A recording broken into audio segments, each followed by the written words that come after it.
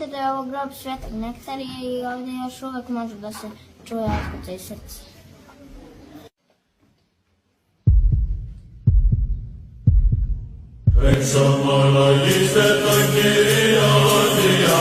Na ovom mjestu su se molili moji mama i tata da se ja rodim.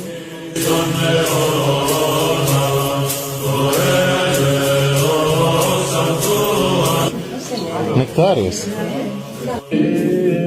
Gospodu se pomolimo.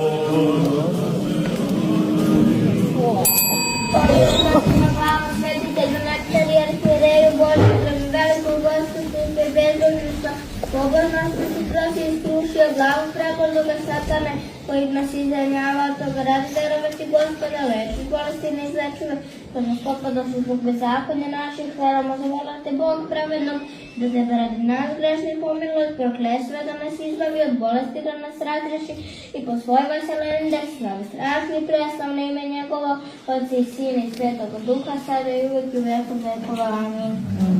Slava tebi.